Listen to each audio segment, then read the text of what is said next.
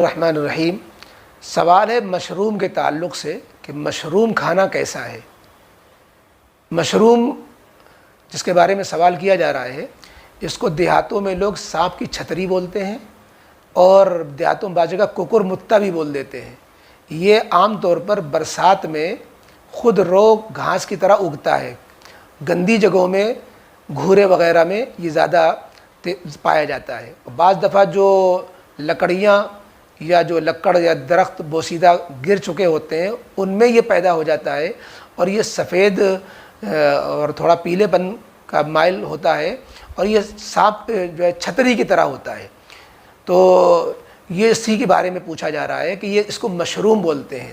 تو یہ مشروم کھانا کیسا ہے؟ دیکھیے، یہ جو مشروم جس کی حقیقت بتائی جا رہی ہے، بظاہر لوگ اس کا جو نام اتنا بھیانک رکھ دیا ککر متا، چونکہ دیہاتوں میں تصور یہ ہے کہ کتا جس جگہ پیشاب کر دیتا ہے اس جگہ یہ اگاتا ہے، یا جو ہے سانپ کی چھتری بولنے میں یہ تصور دیہاتوں میں پایا جاتا ہے کہ یہ سانپ کا گھر ہوتا ہے۔ تو اس طرح کا تو یہ تو جاہلانہ اور دیہاتیوں کا تصور غلط ہے۔ سانپ کا گھر نہیں ہوتا وہ، یا جو ہے پیشاب کی جگہ میں اگنے والا نہیں ہوتا۔ اگر ہو بھی تو کھاد وغیرہ میں تو گندی چیزیں ڈالی جاتی ہیں، اور کیڑے مکوڑے تو جو ہے سبزیوں میں بھی پائے جاتے ہیں، تو اس کی وجہ سے حلال حرام ہونے کا کوئی تعلق نہیں ہے۔ دیکھنا یہ ہے کہ یہ اس کو حلال کہتے ہیں تو کیا بنیاد ہے، یا اس کو حرام کہتے ہیں کیا بنیاد ہے۔ تو اس کو حرام کہنے کی تو کوئی بنیاد نہیں ہے۔ حلال کہنے کی بنیاد یہ ہے کہ زمین سے اگنے والی تمام چیزیں، جتنی بھی نباتات ہیں جو بھی زمین سے اگتی ہیں، سبزیاں ہوں یا پیڑ پودوں سے جو بھی چیز نکلتی ہے، ان تمام چیزوں کا استعمال اور کھانا حلال ہے۔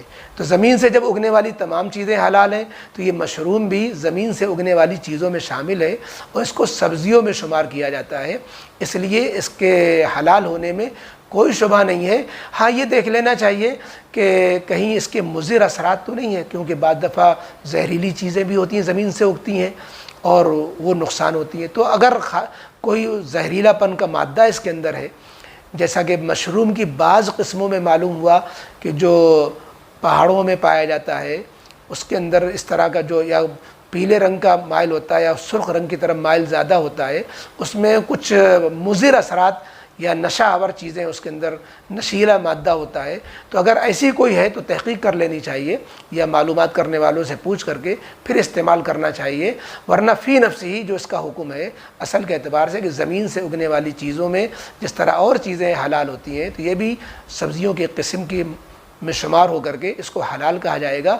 شرعاً جو ہے اس کی حرمت کی کوئی وجہ سمجھ میں نہیں آتی، الا یہ کہ نشہ یا مضر اور زہریلا کوئی مادہ ہو تو اس سے بچنا لازم ہوگا۔